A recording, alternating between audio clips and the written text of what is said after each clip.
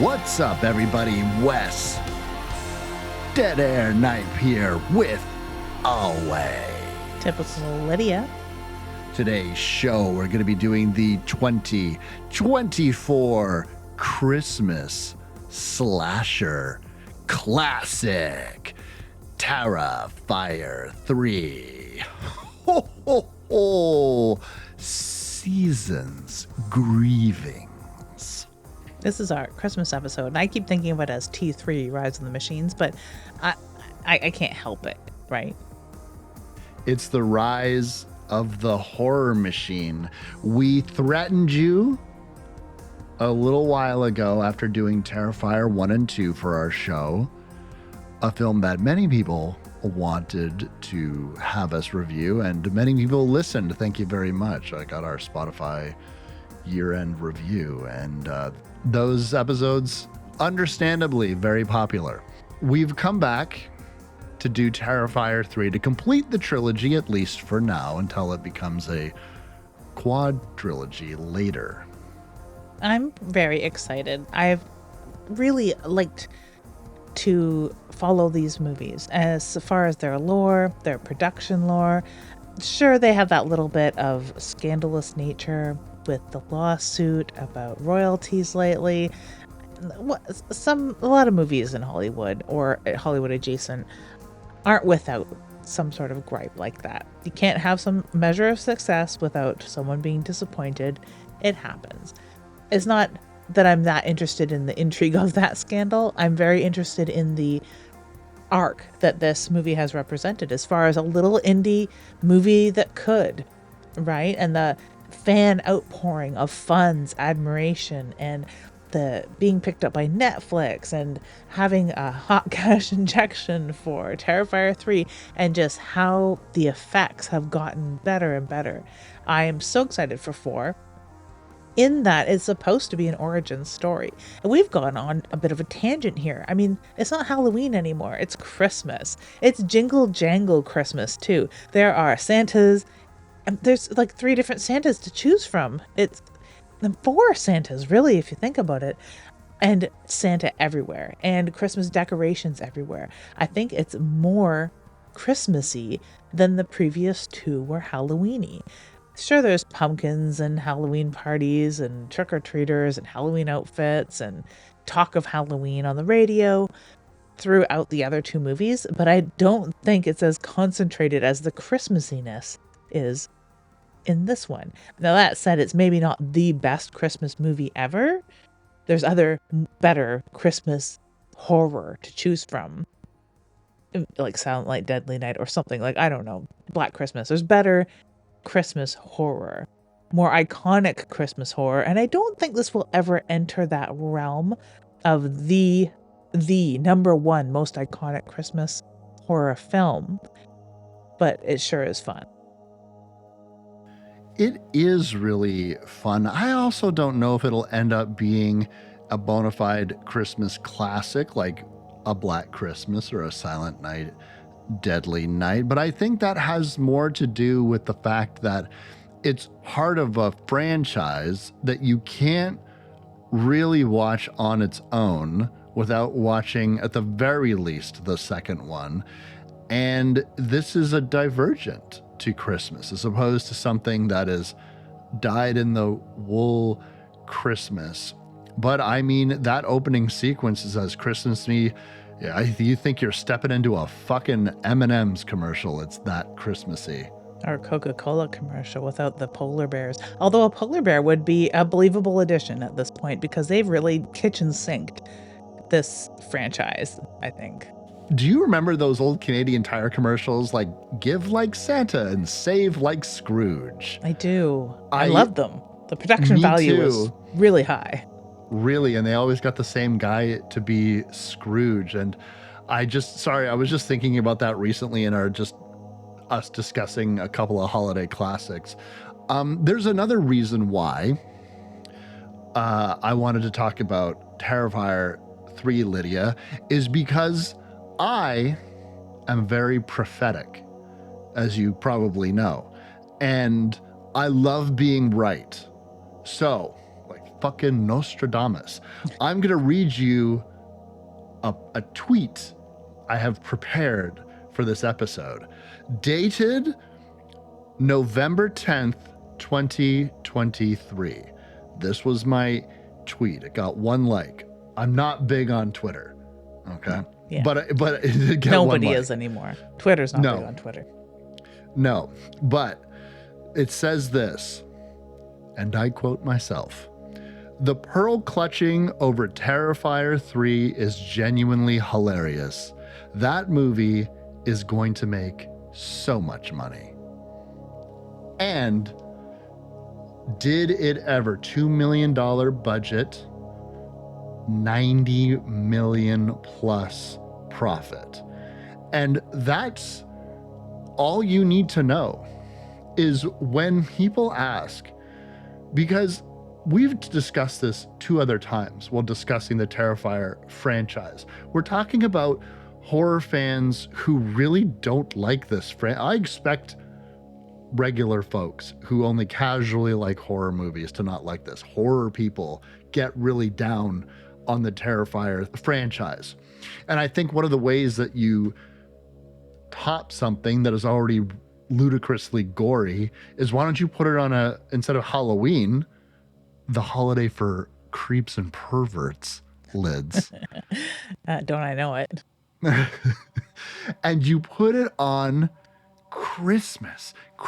Just try to say that with a sad face. You can't. You just want to squeeze up and be like, Christmas. Well, here's Art the Clown. And I'm going to kill as many children that are on screen. Count on it. And people are going to go, partially as a dare, partially because they love the franchise, partially because they just gotta see how crazy these films get. And to the tune of almost $100 million. And I genuinely feel like people who are of a certain age, maybe a little bit younger than us, grew up in a world in which horror was Blumhouse. Horror was haunted houses, demons, shadows and creaky floorboards, or some elevated A24 nonsense. No offense. And then we're back to this. And now they're like, where's the symbolism? Gore for gore's sake? Bad. I don't like this. Makes me feel bad. And they forgot that was kind of what it was all about. But so whatever you think about this, placing this franchise at Christmas worked. It absolutely fucking worked. It did, because horror, first and foremost, is a emotion. It is not a log line. Horror is what you feel. You should be repulsed, horrified. You should be clutching your pearls if it's doing its job.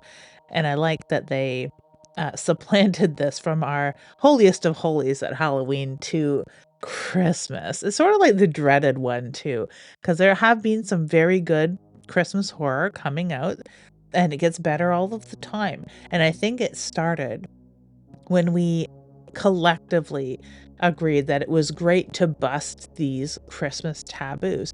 Well, you can't have a scary Santa, busted.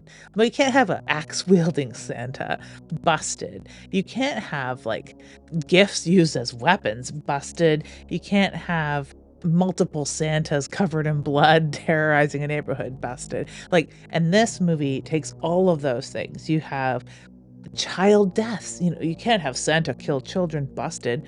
Totally. All of these things will be blown out of the water. So now we have them all concentrated, where we have Santa on Santa violence. It's fucking beautiful. Correct me if I'm wrong, but has there ever been a Christmas horror movie that crossed the final frontier of taboos and ended, fuck it, like, horror movies that kill children are rare, unless you're talking about some very extreme stuff. We've covered films in which they've killed children before. Clown, a lot of animal attack movies kill children, which I almost feel is like a hallmark of an animal attack horror movie. A kid's gotta die, whether it be alligator or grizzly or whatever. A lot of European horror has a succinct disregard for children.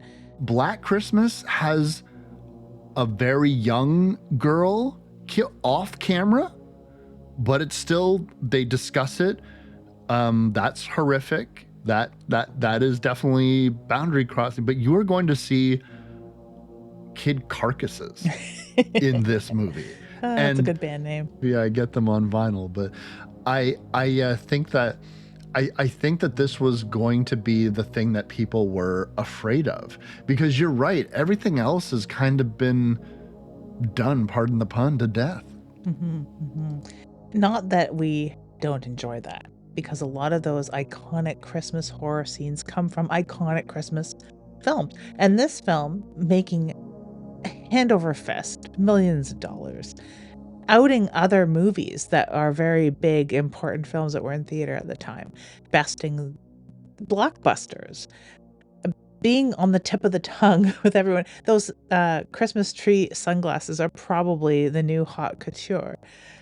It's done all of these things. Everyone has watched it, it seems, everyone and their grandma, but it's not the number one iconic Christmas film because, as I said previously, they kitchen sinked it, and there's maybe a little too much going on here. It's a good popcorn movie.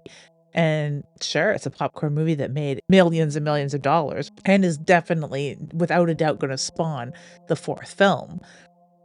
But it doesn't do a hell of a lot for lore for us. It doesn't do a hell of a lot for storyline. It has plot holes you can drive trucks through. It, it's lesser when it comes to some gore scenes, even though it is extremely gory. And we don't, we get those buttons pushed, but they're not, he's not pushing all of them at once. I don't know how else to say it. It does lack a lot of things in a Terrifier movie and as an iconic Christmas horror film. I honestly feel that I start getting that sinking feeling around Terrifier 2, where, they're putting a lot of stuff on the Art the Clown character, and they're building a lot of lore, and they're raising a lot of questions, but they're not having a lot of answers.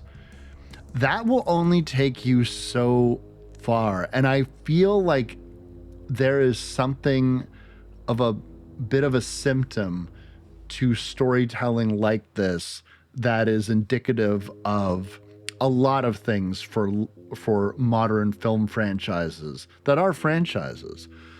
Now, what is the difference between slashers with many sequels from before and then slashers that are getting made now, like Terrifier? And if they're trying to bridge the gap between films with one continual serialized storyline, it's like a Marvel movie.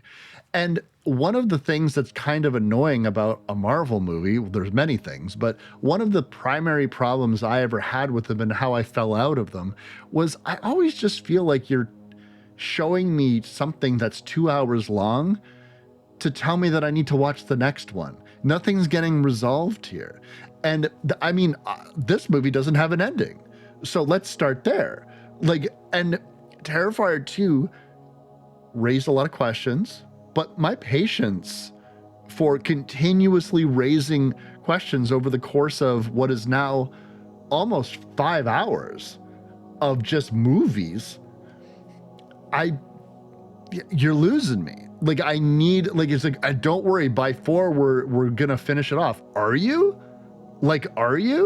Because I always think that these films should have threads that connect each other, but they should still have something of a 3-act structure. Call me old-fashioned, but I just I think the problem with Terrifier 3 is it just doesn't feel like its own story that you could watch by itself. I'm going to watch Terrifier 3 for Christmas. God help anyone who hasn't watched Terrifier 1 and 2. You know what I mean? Unless they really don't give a crap and are just there as a popcorn movie or a candy cane movie, I guess it would be at this time of year. Uh, I I definitely agree because you have other franchises, let's say Hell House, a more modern franchise, that has maybe not it has diminishing returns, to be polite. And but the films still follow a 3-act structure. They do pepper in enough backstory from previous films that you could approach them as a standalone. You're not gonna be, like, lost. You're gonna be kind of lost because people would be wondering, "What the fuck is with Victoria in this one?" Especially if they watched the first film and then skipped 2 and went to this. Yeah, what happened after that interview, man? It's something that I think that hurts this film ultimately. Now, there's obviously going to be people who are probably listening to this episode right now saying, "You're out of your mind." This is my comfort movie. First of all, recency bias is a thing, and I think that it lasts a couple of years. Anyone that tells me that something is a comfort watch and the movie is 12 months or under old, I'm like, give me a break. Yeah, yeah. Like it hasn't had enough time to settle in. You can really like it.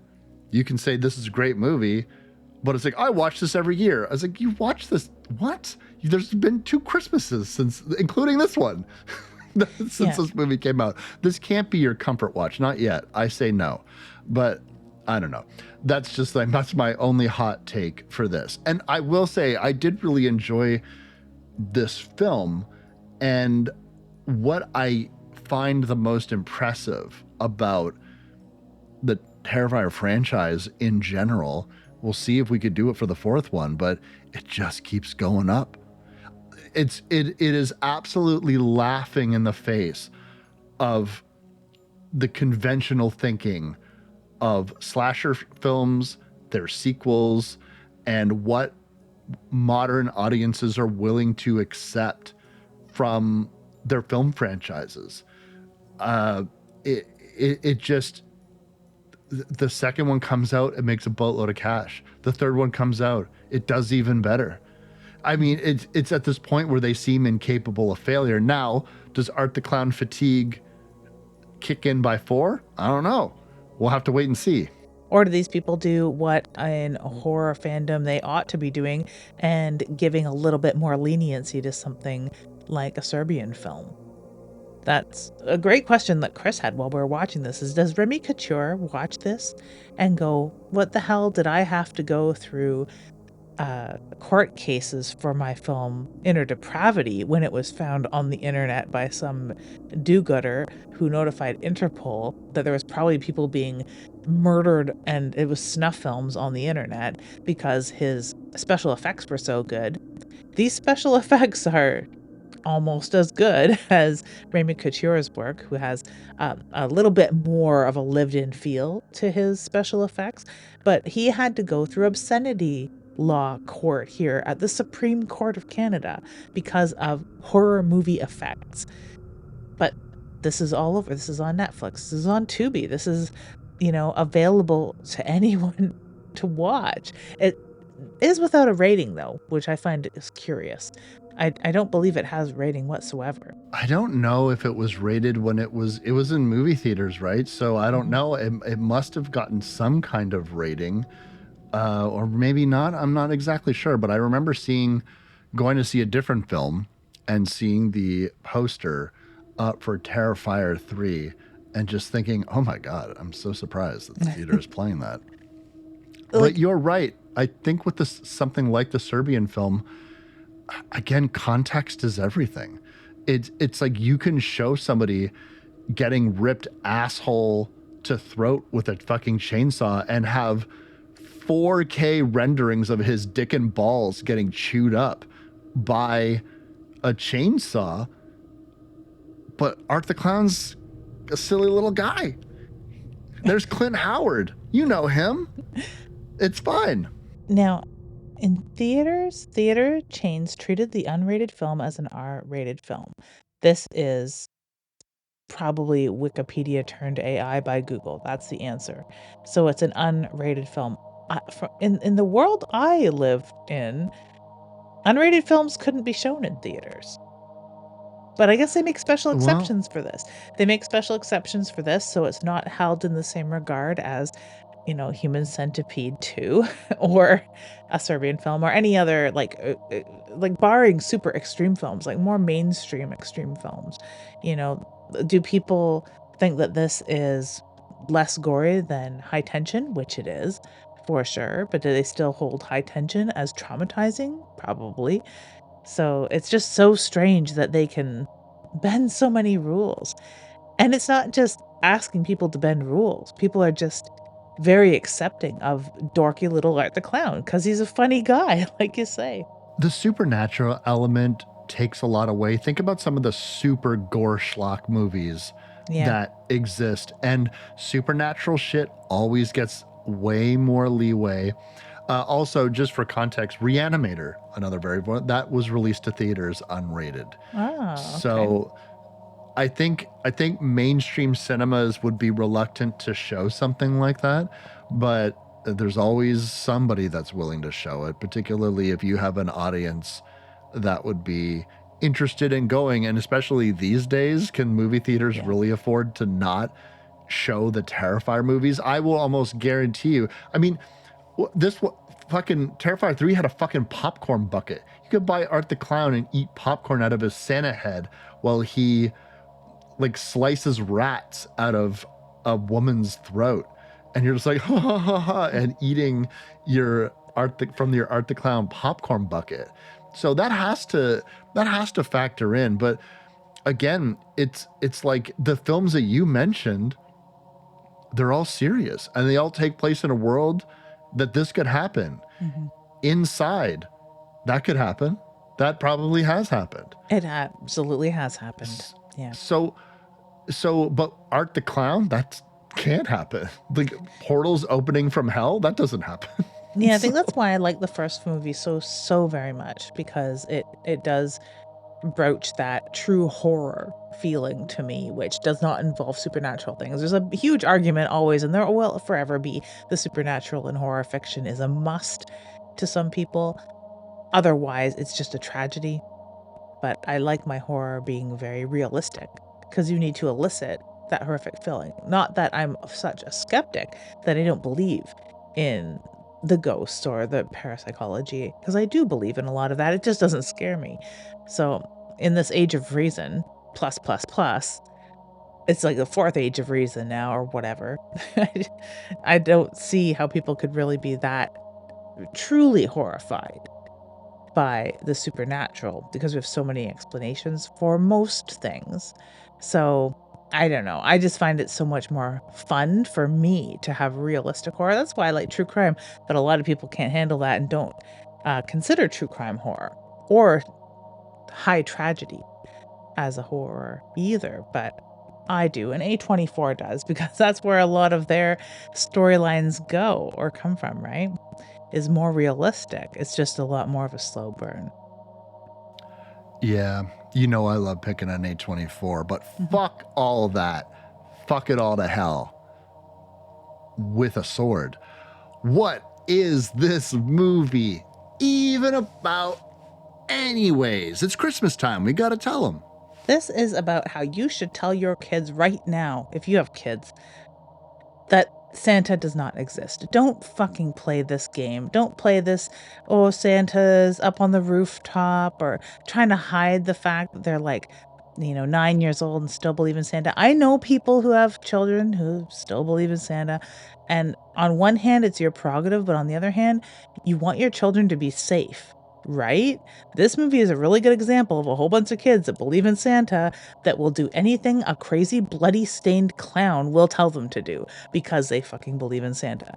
In this day, there are some crazy people out there that will dress as Santa and don't want to do terrible things to your children. Children are targets like never before by AI, online, murderers, kidnappers, rapists. It's terrible. It's a terrible, crazy world. It's always been kind of terrible and crazy. It's always been terrible and crazy for kids. But why threaten their safety by allowing them to believe past the age of 3 when, they might encounter people out in the world a little more readily that Santa exists so that people can lure them, trick them, blow them up. Like, guys, girls, people, don't let your kids believe Santa exists. Seriously. That's my PSA. Yeah. You got to be careful out there with your kids and anything that they're watching. Or like, Art the Clown, it kills them, but I mean, it could be less threatening than that. It could be like Soupy Sales that told kids to go into their parents' wallets and steal their money. Exactly. Like, yeah. If you're not going to police them, why are you letting some dude in the mall wearing a fake beard do so? Jeez. Yes. And I think that this film also is going to show us that nice people really do finish last. And also, if someone's acting erratic, you don't have to humor them. Let's all just say, this guy's weird. And even when someone's acting erratic and weird and possibly dangerous around Christmas, that does not give you carte blanche to ignore a distressing situation like a filthy, piss stink, gross clown man covered in blood giving toys to your children. We are going to open up this film, Lids, with a sequence that I would love your take on it. When the hell does this take place? When does this family got, basically? The first time I watched this, I just let it all happen. Just like I approach a lot of movies, like I'm just here in the darkened cave watching shadows on the wall, and I'm just here to be told a story. I don't care when it happens or what happens to whom. I'm just letting it all unfold. And I didn't think about it till later. I'm like, okay, was that like another year? Was that like was that something he did in between, like on his way to the frat house? He just did a little detour, because he do that sometimes, but then it wasn't mentioned. So I'm like, okay, they do give us a time. It's 3-ish in the morning, because the dad says he has to wake up in 3 hours for work. But she does say I think she says it's either just after 3 or just before 3. So this movie has some iconic shit happening around 1 in the morning. We find that out at the end. So he's got some time. He was awfully cleaned up though, so it's really hard to say. Does this happen next year? Does this happen years and years previous? I don't know. What is your idea? Because I would love to hear when you think this particular scene happens, because I think it might happen after the entire movie. Yeah, it's really hard to say, because I thought perhaps once he got his suit, perhaps he took a detour, but it doesn't really make any sense. What I think this really is we have a sequence in which Art the Clown comes to the cliche suburban Christmas town, USA, and is going to eradicate a family, a mom and a dad and 2 little tots. The daughter has an acute case of fussy pants syndrome and can't stay in bed. They are going to, I think that this whole thing serves as kind of just a vignette of, this is Art the Clown as a sneaky Santa Claus entering a family's life and then going to leave, because this is the thing that you think of. Because for the rest of the movie, I'm going to be doing other stuff that is, yes, Christmas related, but I'm mostly going to be doing my shit, my Damien Leone shit, with fucking portals and mist and prophecies and glowing eyes. That's my thing. But this is the thing that when you said Terrifier 3 is set at Christmas, this is what you think of.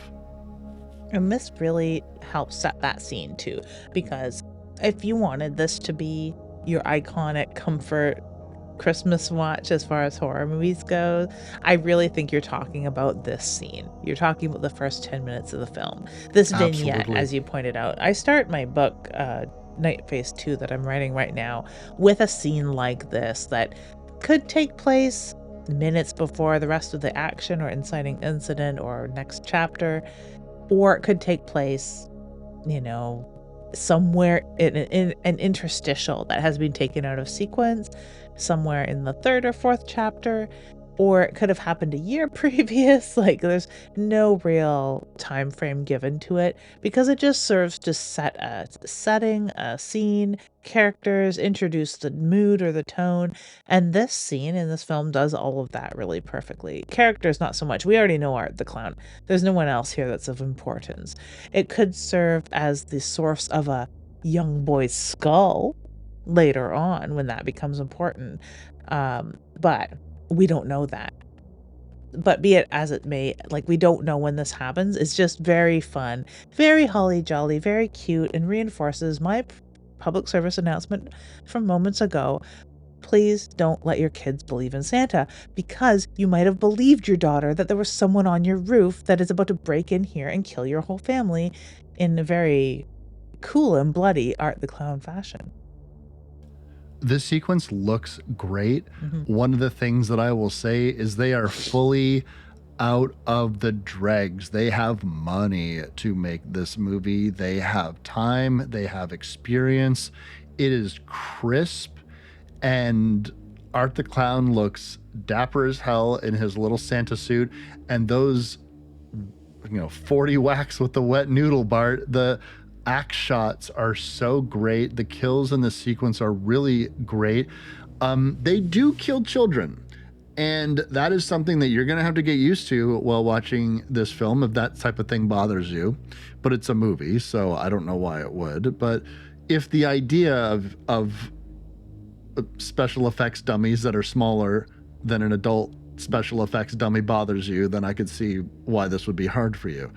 But, they don't show the deaths of young ones. They just show the aftermath, or in one case, not at all. I will say that my favorite thing that happens in this entire sequence that I could not stop laughing about was Art the Clown doing the fucking dishes. There was just, that is one of those strokes of comedic genius that I wonder if that was in the script or if they just thought of that on the day. That if, like, David Howard Thornton was like, what if I wash the plate before I get out of here? Like, it's hysterical. If anything that I gleaned from watching behind the scenes from the other ones is that often I believe they've learned to just keep the camera trained on him, even behind the scenes, because who knows when he's going to have something that just works, or he'll be like practicing or in character / like those sort of things sort of commingle with him, I think. Who knows? It could have been in the script. It could have been something he just did.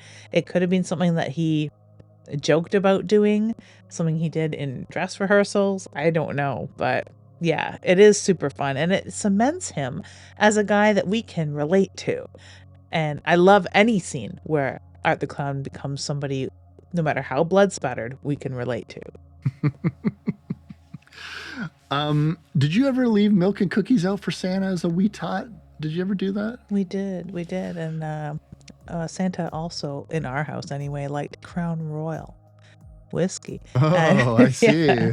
Or brandy, whatever my mom had on hand, they happened to be drinking. I went through, and maybe this is part of why I was like, I just cringe a little when kids are let to believe Santa still exists to a much later age than I would expect. I found out that Santa didn't exist from my cousin Jason, and my parents were upset that he had told me. And I don't remember being upset. I might have been, but I don't remember it being that earth-shattering. I remember it being like, yeah, well, Jason told me Santa didn't exist and you guys buy all the presents anyway. And my parents were like, no, we need to keep this going. Maybe it's because my sister was younger. I don't know. But my dad was like, well, who do you think eats all the cookies? Who do you think eats the sugar we leave out for the deers? And who do you think left those tracks on the front yard? And he had taken 2 skis, shoved them across the front yard, and took the butt of his rifle to make like fake deer prints all in between. And my cousin Jason didn't know what to think because obviously Santa had obviously gone across our front yard. Well, see, it goes to show you a little bit of ingenuity, and the Christmas magic remains. Don't listen to her, folks. Like, let them believe to have them believe in Santa Claus till they're like 35. It'll be great. Now we have, I wanted to say the sugar. We left out brown sugar for the reindeer as well, and to the Crown Royal. I do believe a Santa Claus at my house loved a cool, tall glass of Labatt 50. So that might have. Eggnog sometimes ended up a little rum, you know? Like, Mm-hmm, is there a mm-hmm. commercial for Santa drinking Crown Royal, I wonder? That's a good. First of all, if there's not, there should be. But people might get up in arms with that, let alone Santa and Terrifier 3. But we are going to go to the next stage of our story after this family gets theirs. And we're back at the asylum. And we see Victoria. Now, Victoria is a character that has been in the franchise since the first film. Victoria is a character that I always feel really bad for. She was just a good Samaritan picking up her sister after a drunken night out and was, trying to rescue her. And now she goes from a young woman just cramming for her finals, off to do a good deed for her sibling, to in an insane asylum, eating a woman's face, crushing Chris Jericho's face alongside a decapitated Art the Clown, who, by the way, got in a subway with a severed man's head, a police officer that went to the Terrifier and discovered the body and did not follow protocol. Lydia, you call for backup and leave the premises and wait for more people. You don't just keep exploring. But it is a horror movie, and so that does happen. They never explain how Art the Clown can see clown magic. I assume that it's clown magic. He just, has a good spatial awareness, perhaps. I don't know. Especially, like you could say in the Terrifier itself, he has some extra special powers, but he's on the city fucking bus. And you're very right. You shouldn't ever Clarice Starling. There's my second PSA. Don't Clarice Starling your way through a crime scene, people. Please. God damn it. Especially not on Halloween night, because that's when that took place. But it is so sad with Victoria because the last we saw her in the first film, she was like on her way home. She was giving this interview, and then she was like maybe possessed at that moment by this demon to eat someone's face, or was she just so distraught and that her distress and her anger over her situation and being ridiculed by the television anchor is what allowed the demon to be introduced into her? Or is it that Art the Clown, of course, opened up all portals just from being so evil himself in his human form that it infected her a year later? It's really all over the place as to why or when exactly Victoria becomes this demonic person. But she's like Art the Clown with a voice in sort of a way, because Chris Jericho comes like horrified at the door watching her eat someone's face, and she starts being like, "Oh, help me, help me." It's almost like a voiced Art the Clown. This is what he would say if he was in this situation. Are they really one and the same? This demon, is it the exact same sort of demon? I would say so. Or at the very least, it's Art the Clown, much like Victoria when she was alive. I do believe that when she attacked the television person, it was that moment that we see her talking about later with Sienna Mhm. about losing everything. And perhaps it was the tipping point where you have done something horrific and succumbed to horrific violence out of absolute despair. And now you have become ripe for the taking. Now, the tool to use Victoria as a mouthpiece, it's a choice.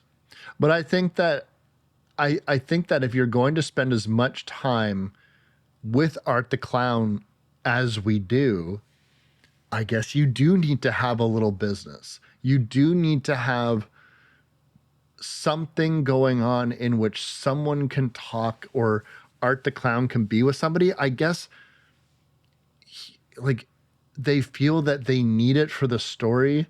It's hard to say because we know that the Pale Girl exists because of fan reaction.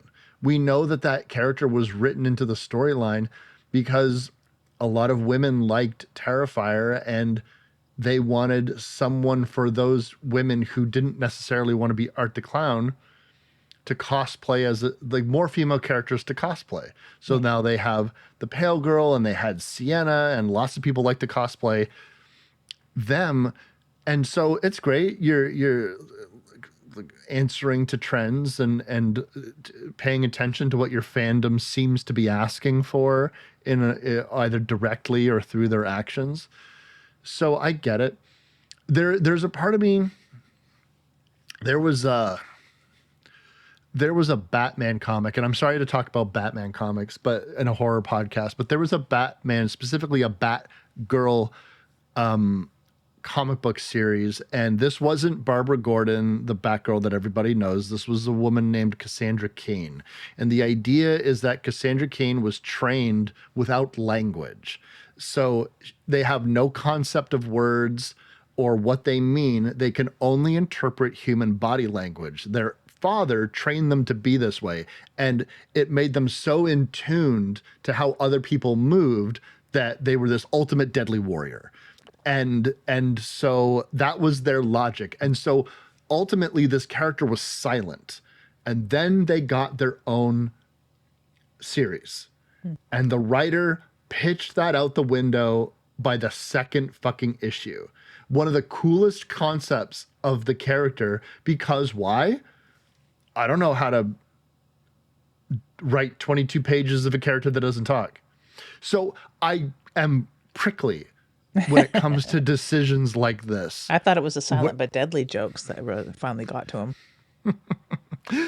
it was like to me it evokes lack of discipline and creativity. But it's not that I don't like it.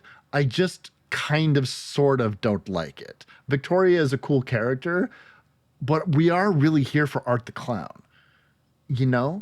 Yeah, she overstays her welcome in so many ways in this film. I wish she would have just remained in the bathtub, which we'll get to. But I think that, in the meta way, they address this as to why Victoria persists right there on the bus, because they get on the city bus. Finally, Art has his own head back because Victoria's birthed it. And there's this other dude dressed up for Halloween. And he's like, "Hey, yeah, you guys look great. Can I get a picture?" So I was gonna go with that look too, with all the blood, but I was worried about the cleanup. And he's got like a very regular, run of the mill Spirit Halloween, probably Art the Clown outfit on, and it speaks volumes as to we're closing the book on Halloween within the next scene coming up here. But we also want to have this very meta moment where we're talking about your version of Art the Clown versus what we're sitting on the city bus beside right now. This new, fully demonic, white eyes Art the Clown. They're going to go to this dilapidated house. This is baffling to me. I don't get it, but at the same time, they are going to rummage around. There's rats, there's this, there's that. Victoria's going to sit down in a bathtub. She's going to take a large piece of glass and she's going to slice her wrists. And then Art the Clown is just going to sit down in a rocking chair and face out a window, and we're getting out of here. Very And vampire Lestat, is it not? Except he had a reason to be in torpor in a abandoned house for many years. now, for those of us who are less familiar with this concept of like vampires going dormant, could you explain it a little bit?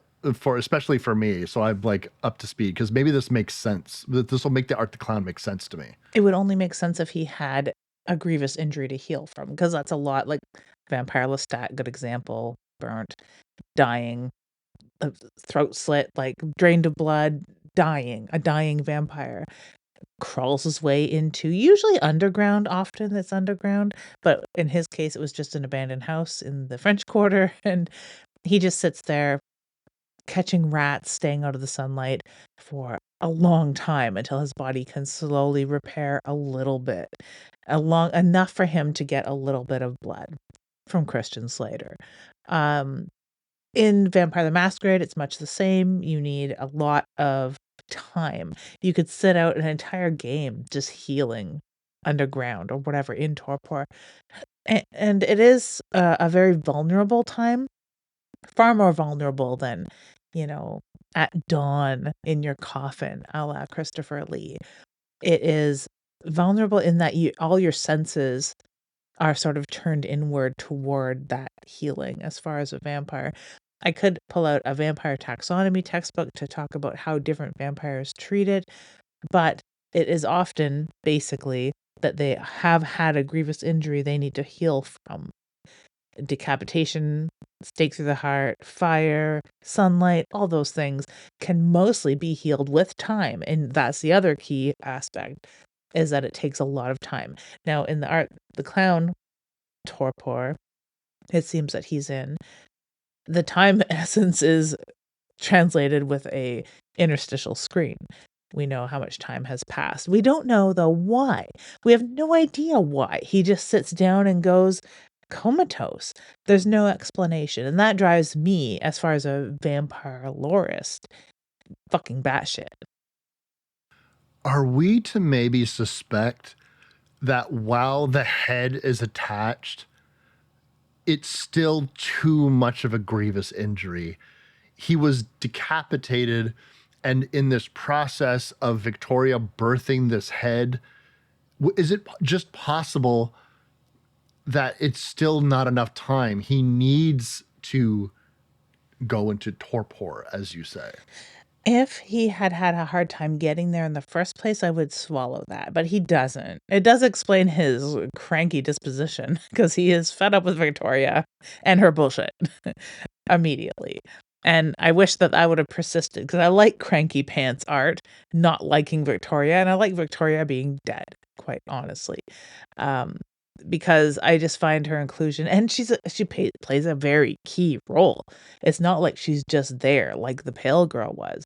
She plays a key role in this film going forward, but I could have done without her in so many ways. But um, I just no, it doesn't really explain it. It's close to explaining it if he had been holding his head on throughout the entire bus ride, but he's not. He looks fine. And he goes lurking around for tools and weapons for a little while before he discovers the chair, and sort of as an afterthought is like, "Ooh, that chair looks comfy." It's just I don't know, it's not written the way I would want to see it if it were the case that he needs to heal. It definitely seems like they are waiting for something and it's unspoken. There is something unspoken. I mean, Art the Clown doesn't talk at all, but Mhm. even Victoria doesn't offer any kind of explanation. But we're not really focused on that because we cut away. And honestly, so this was I've seen this movie exactly one time. So by the way, if I get some details or something confused, please forgive me. It's just I'm not as prepared as I normally am, but I did just want to watch this cold and not really get spoiled on anything. So we are going to join up with Sienna, who is going to be picked up by her uncle. And she is in a hospital, a mental institution, or someplace in which she is getting regular treatment. And at this juncture, I have no idea how long it's been. None whatsoever. And it wasn't until they literally had to say it later where I was like, oh, okay. And I had to even stop myself from going to get my phone and Googling what is the time frame, because I couldn't, has it been a year? That would kind of make sense. But by the time we find out that Jonathan's in college, I'm like, what? Wasn't this kid like 12 the last time we interacted with his character? Like, what the fuck is going on here? So, Sienna seems okay, but shaky. And she is going to talk to her uncle, and who seems pretty nice at first, but I mean, I feel like the worm kind of turns a little bit later. Old Greg, he's not totally down for having Sienna join the family, especially since he does have a young daughter. We get introduced to Sienna as she is brought to this picturesque house, another beautiful suburban home, all decked out for Christmas, obscenely decked out for Christmas. I don't know what their electric bill might be, but so we're introduced to her aunt and her niece, which is young Gabby, who thinks Sienna hung the moon. She's just so into her. Into her to a weird degree. This kid needs some rails big time. Uh, I like the performance of young Gabby. I like most of the writing for young Gabby, but I don't like the overzealous exuberance and Klingon nature of this kid. Oh my god. I wouldn't be able to endure this kid whatsoever. No way. Cute kid, She's a but little, she's a little snoop too, she and a is a fucking little snoop. liar. A snoop and a liar, and she runs the roost. Like they can't care about their electric bill because that's the kid that said you need to put up all these lights, Dad, or else I'm gonna scream or whatever. She's a little Veruca Salt, I swear, deep down inside, spoiled. That's, she does kind of dictate, like, we're gonna bake cookies and we're gonna do this. I was like, man, she is kind of, I never noticed that actually, but yeah, she does kind of call the shots in this household. There is some very sweet moments with Sienna and her aunt and her uncle, and they decked out her room and it looks beautiful. And you know, but Sienna is still kind of settling in, and we're going to get hints of how she's not over this. Hmm. And what I think that this film does well is depict a final girl who really is not okay. More so than other final girls that we've seen return to the roles again and again. It's not their fault. It's just this film has a preoccupation with Sienna's recovery. And I think all of these sequences are effective. I have really no qualms with any of the stuff with this family, really whatsoever. And if anything, it's that dreading feeling about like this place is going to go to hell in a very chaotic and real way. The only like upon first watch, you kind of wish and hope that she goes off to find Jonathan and leaves this nice poor family alone because they've done nothing. They're as innocent as Vicky was in the first one, and maybe we need that sort of thing, to really bring home the horror that is about to happen to this family. I think that Greg's reaction to having Sienna in the house is really realistic, in that it could be a dog, that has uh, a peeing on the floor problem, and the mom's all like, "Oh, she'll get over it. We'll just keep the dog. You know, Gabby likes her so much." And Greg would be like, "One more time that dog pees on the floor, it's gone." So he's just, he'll play the nice guy until it appears that her meds aren't working. She needs professional help, and she's going to go back to the hospital, where her aunt's a little more lenient and doesn't want her to go back there, and says as much to Gabby when it starts to become apparent to Gabby that there's something wrong with her cousin, that she's still not over it. It would be a hell of a thing to get over, though. I couldn't imagine, No. Yeah. honestly. It's really truly she went through hell Mhm. in more ways than one. Forget the fact that all of her friends, her mother were all killed by this horrific memory. She does see her friend Yeah. Brooke. She's back in a way. Pass It's the kind rice. So I, weird. very weird.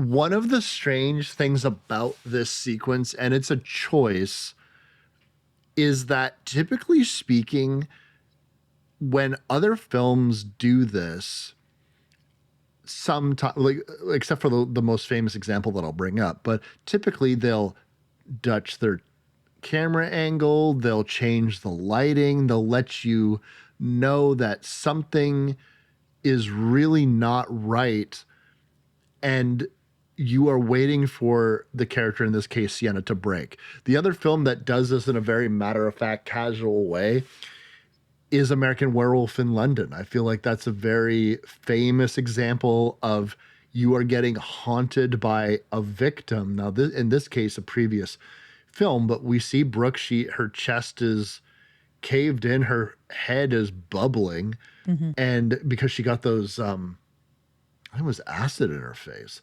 And so, and she is yelling about the rice. Now, to Sienna's credit, even though she's not okay, I think she's playing it off. She doesn't fool anybody, but at the very least, it's not doing that cliche movie thing where she's like, "Stop it!" and then everyone's looking at her, and then what was bothering her is gone.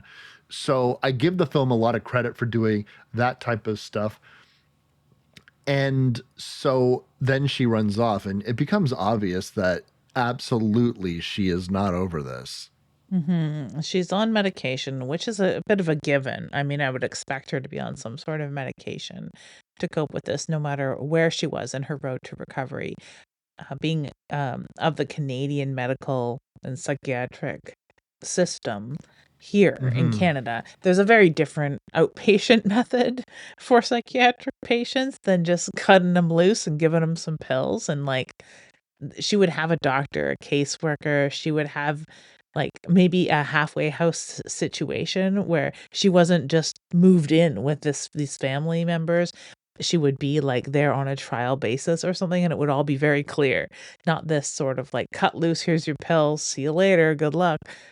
Which is what it appears she's being given, which has got to be a whole other level of trauma on in and of itself.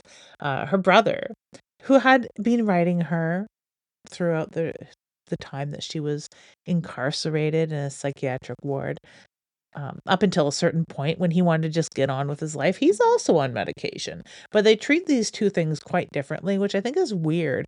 How they have the woman who is very obviously on medication, very obviously having hallucinations. And granted, we don't spend a lot of time with Jonathan, but he keeps his medication a secret. He tries to not take his medication, he tries to tough it out. And when he does hit rock bottom, so to speak, it is a very dark and lonely thing where Sienna is surrounded by family members and has a lot more support. And, it's just treated so very differently and slightly unfair, really, honestly. I wish that we had more Jonathan and less Victoria. That's my stance. Mm. Honestly, I agree with you Mm. 100%. I was really, there were several moments. I watched this film with my partner, and there were several moments in the first part of the film where we just keep asking, "Where's Jonathan?" Yeah. I don't understand. He was such a big part of the previous film, and I don't understand a lot of what they're doing with his character and why he was so underwritten in this. It was, what were they using that time for?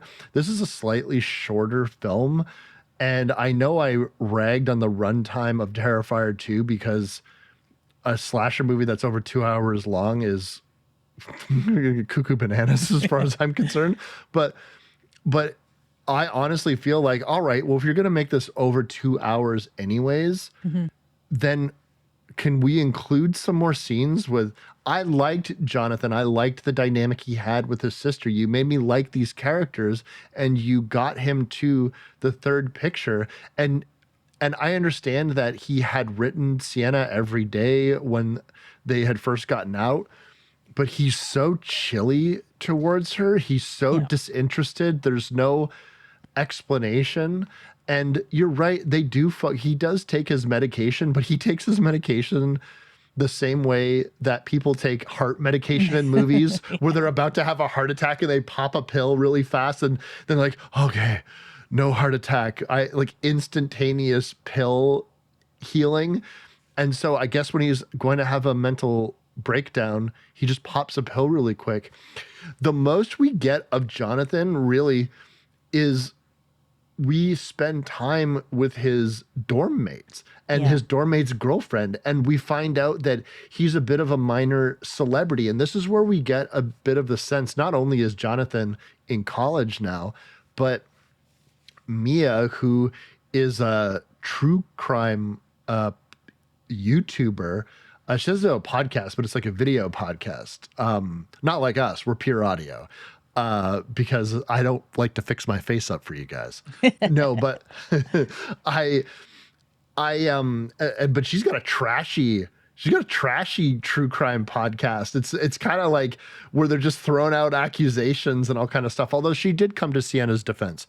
And but it seems really weird and conspiratorial, and it's kind of like the ugly side of true crime where it's like the glorification and exploitation of victims and killers as opposed to treating it as a very serious, solemn subject that's sad, but you want to convey information. It's this balance that a lot of true crime podcasters are trying to strike now because as time goes on, it's hard. Has become more controversial. That podcast of Graven Image, you would think from our introduction to Mia that she does have a real, you know, a compassionate eye. But once we hear the podcast, she doesn't. She's a trashy fucking human being, this Mia person. She's a trashy, terrible, everything that Sienna says she is when they meet, that she is an exploitative, terrible person trying to dredge up facts on people for clicks and her own entertainment. It's disturbing. And she is. She at first comes across as quite interested. And I always like these podcaster angles. They actually have a real life podcaster playing her co-host on Graven Image, who also plays one of the radio personalities in Grand Theft Auto 5, more than likely. I didn't look at all the details on this person, but I love her voice. I like her as an inclusion of the counter to Mia's bitchiness. She is a super bitch, a super duper bitch. And yeah, I think that all this time though, we've forgone with Jonathan, unfortunately, is transplanted with building up these two people. Where if Terrifier 2 stands as any sort of example of this, we don't need to spend a lot of time with our people who are going to become our set piece gore gags later on. We don't need to get to know Mia. We don't need to get to know her boyfriend Cole. We don't need to spend that much time with them. All we need is Jonathan to walk in on them about to have sex and be like, "Oops, sorry," and her be like, "I'm a podcaster. I'm a big fan." And him be like, "Yeah, that's weird," and walk away. We come back to them later. We get to know the podcast co-host. Like, we don't need to know all of that stuff. So it is like such a lot of wasted time, I think, getting to know these strange ass people. Maybe so that Sienna can have a blow up later, but what does it serve as far as the lore, Mm. art, even Victoria? Even Sienna, it doesn't serve anything except taking time away that we could be spending with Jonathan. Because Sienna's had this freak out over the dinner table, seeing her dead friend, and she goes to the bathroom and calls Jonathan. And that's where we see the two timelines sort of converge. I was very excited to understand that he was supposed to come join them for Christmas, but he forgoes that and decides to go to a frat house party. Yeah, it's weird. He's like, I was invited to this party. I'm like, I think you actually live here.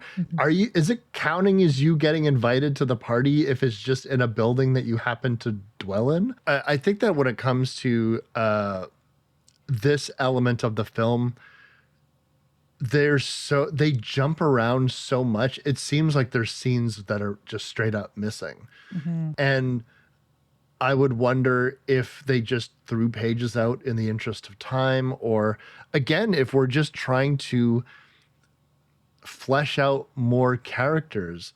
If you're trying to flesh out Victoria more, then why didn't you flesh her out more? You Yeah. didn't really flesh her out more. Like, I don't know anything more about that character except what I already knew by the end of the second Terrifier movie. And by the end of the third one, I know the same amount about Victoria that I knew before. So I don't really understand what that's in service to. And maybe I'm just salty because I liked the dynamic of the brother and sister.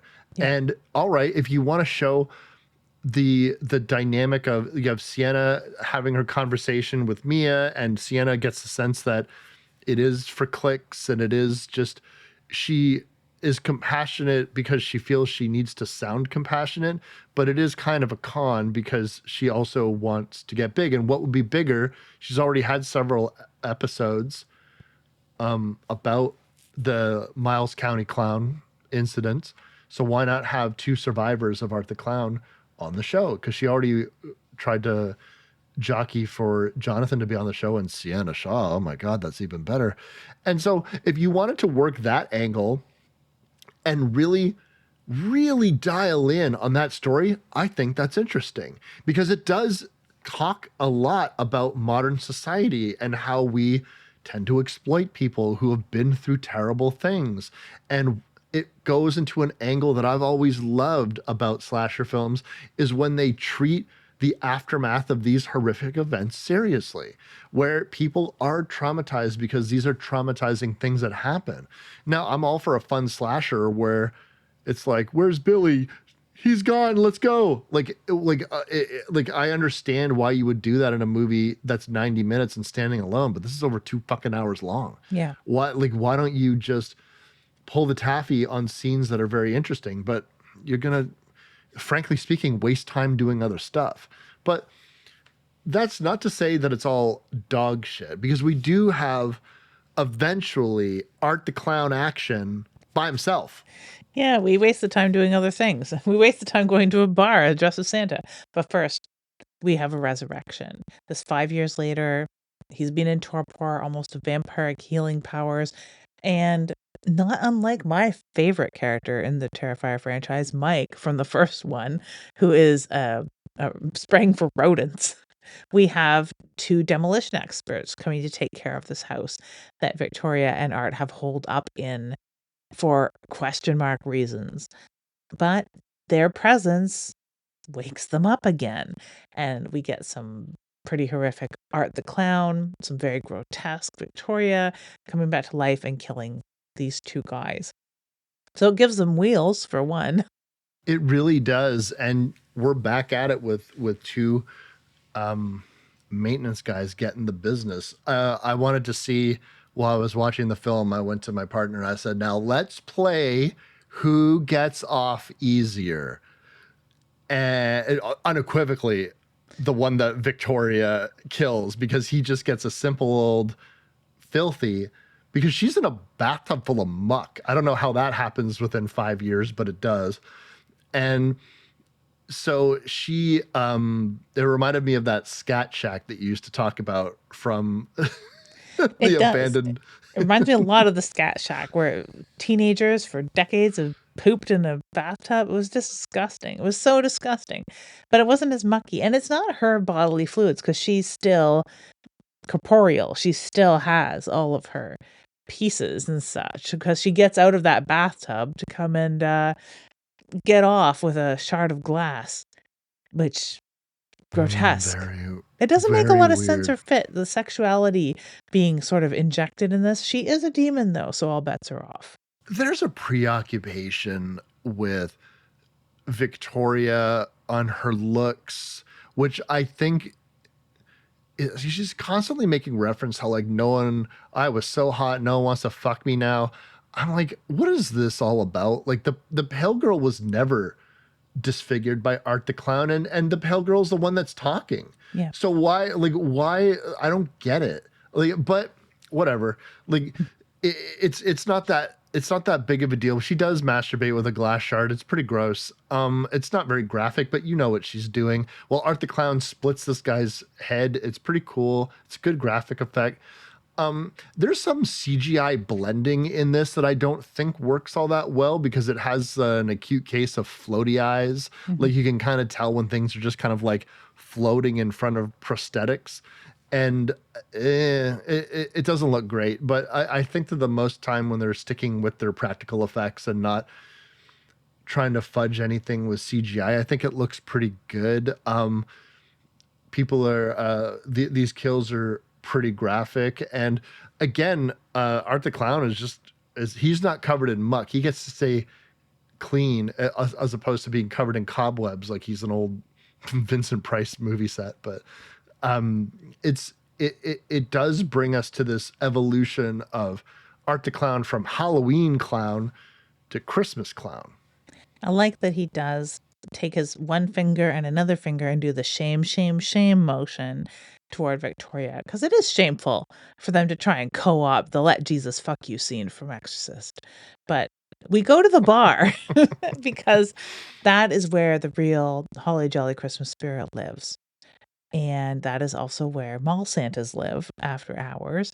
And I would like a Shakes the Clown movie, but in mall Santas, and I don't know if that exists. I know people do Santa crawls where people get drunk and do a pub crawl dressed as Santa, and I think that that's pretty lame. It's, it's better things you can do with your life, I think, than a Santa pub crawl. But I think that making a film about one of those gone terribly wrong, where a killer infiltrates the pack, would be great. I hope that movie exists. I'm gonna have to look for it. But we get Clint Howard and some ne'er-do-wells and a bartender that is 1 inch from closing the bar for the night, I swear to God, and a mall Santa who gets spotted by Art the Clown through the window, and he puts on such an Art the Clown performance that I love so much, because he's pointing at Santas on the wall, pictures of Santa, and pointing at Santa, all like, "Oh my god, it's really you.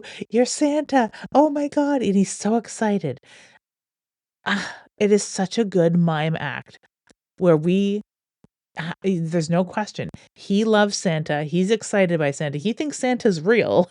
He wants to sit on Santa's lap. Or is it all an act put on by a demonic clown named Art? Sure.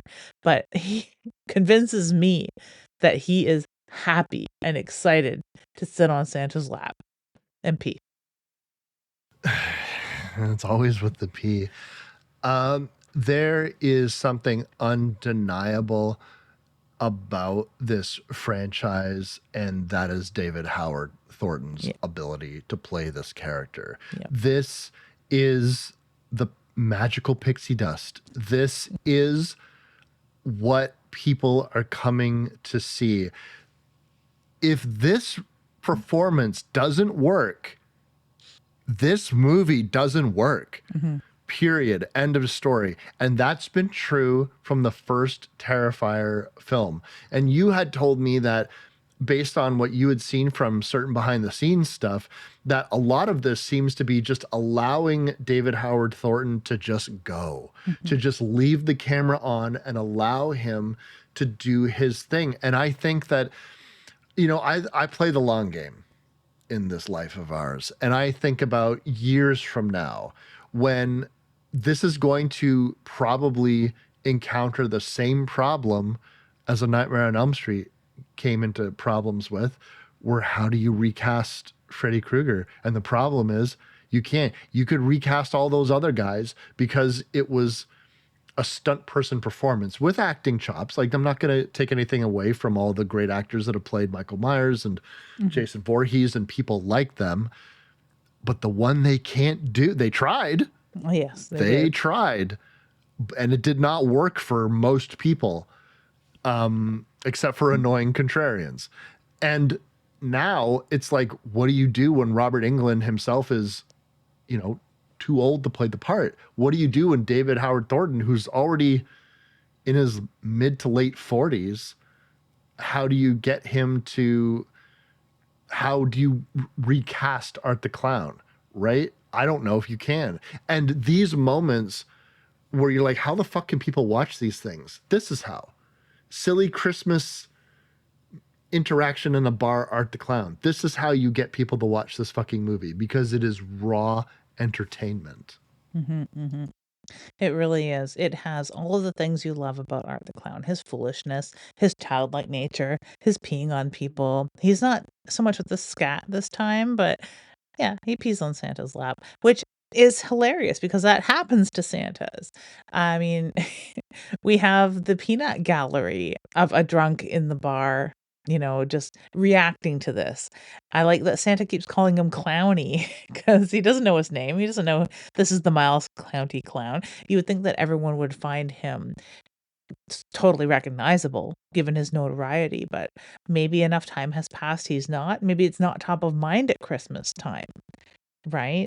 It's, then it gets really gory. We've already seen him experimenting with liquid nitrogen. I guess this was a tool left over either in that house or from the demolition guys, and he's concocted. Maybe it is the rise of the machines. He's got a couple of machines. He's got a huge bomb. He's got this liquid nitrogen that he freezes Santa's groin with and has at him with a hammer. Like we've already seen him experimenting with rats with this, so we have an idea of what sort of damage he can do with it. But wow, it gets very, very gory, and that's what we're after with, pardon me, Art the Clown, right? Like that's what we've come for. That drop in the face when he shoots the bartender and Smokey, it's like he is the angriest and most mirthless version of his self when he's holding a gun. There's just something about it, and I'd be interested to ask him about what's the character choice about how dead faced you make Art the Clown look when he's using a gun. Because there's something, Yeah. three movies, he only looks like that when he's wielding a gun. It's like the fun is over. Yeah, And he's a little bit mad he has to do this, but is he also in an Art the Clown way imitating someone from a film that he saw once with a gun? yeah, that could be it too. A little Dirty Harry or something like that. Mm. Make my day. But yeah, bust that old impression out. The funny thing is we are going to spend a lot of time with this clown as we as we freeze him and smash him up. And it got me thinking, I wonder if this is another response to outside criticism. Because let's take a look at our body count so far. Men. Mhm. And I'm wondering if some of the criticisms that I would see, I don't necessarily agree with this, but people can view things how they want. They're like, well, it's about torturing women. There's like a lot of women get killed in these things. I'm like, yeah, that's true, but maybe as a response to show the other end of it, because three, four, five, six, including Chris Jericho's character, seven if you include the cop, like an eight if you include the Halloween guy that was dressed as Art the Clown. Mhm. Eight dudes died in this movie already. And so like it's very interesting. I guess nine if you include the dad.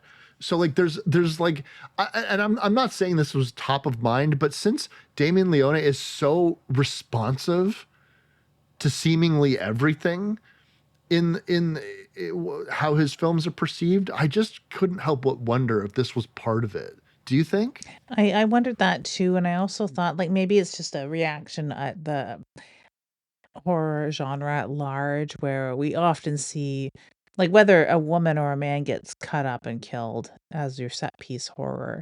There's often naked breasts, which are a sexual portion of the woman's body, far more so than men's breasts. And so you can have shirtless people, and one is a sexual being, and one is not. Whether you're cutting them up with chainsaws or whatever.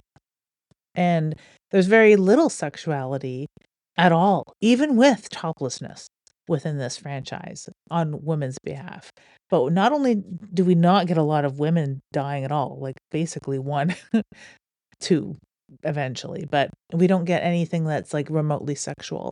And not that like men getting cut up with chainsaws is sexualized in any way, shape, or form. But we get a lot of balls and ass cracks and fully naked dudes, like fully naked dudes.